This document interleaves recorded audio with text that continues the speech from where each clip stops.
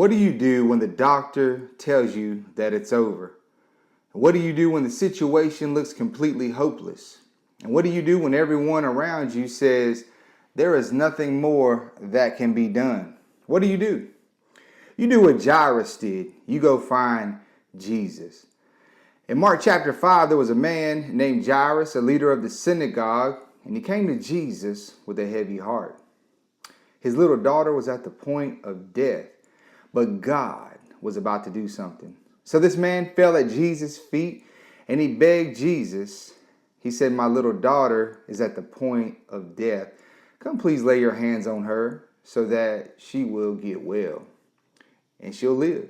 And Jesus went with him. But on the way, something happened, as it usually does in our lives.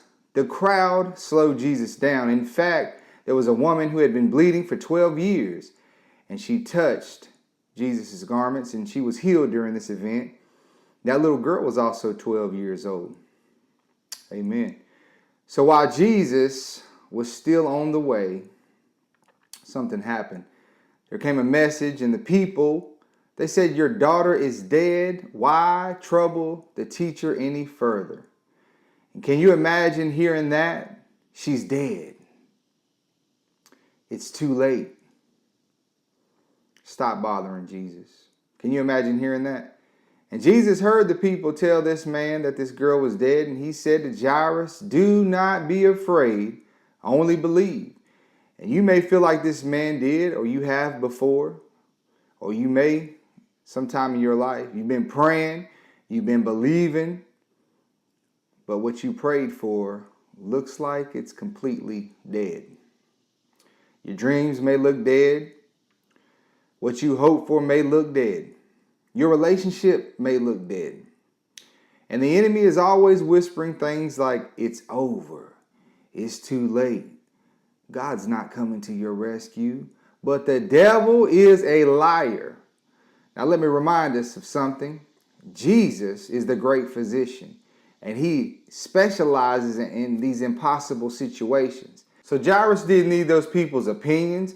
He didn't need that unbelief. No, sir. No, ma'am, he didn't. He needed Jesus. He needed the healer.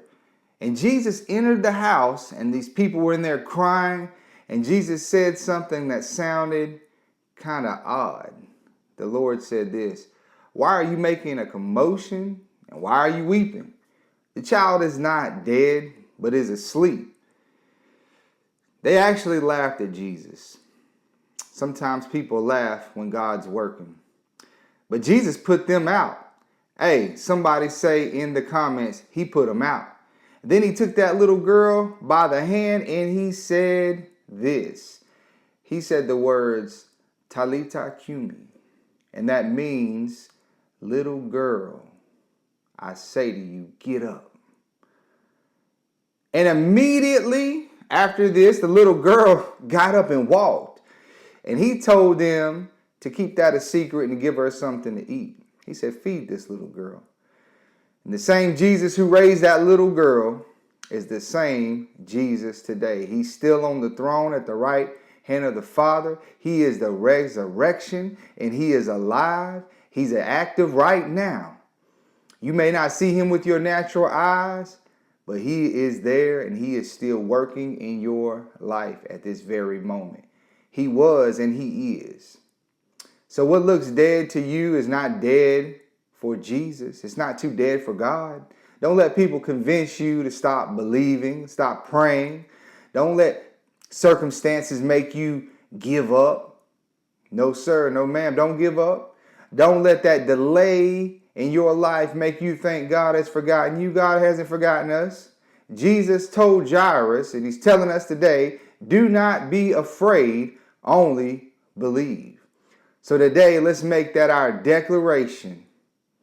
Let's make this our declaration today. Jesus, I will trust you even when I can't see the answer. I will trust you when it looks like things are falling apart. If you believe Jesus can turn your situation and these impossible things in your life around, then I want you, as an act of faith, share this video with somebody who needs to hear this today, who needs some hope today. And remember that Jesus is the way, the truth, and the life.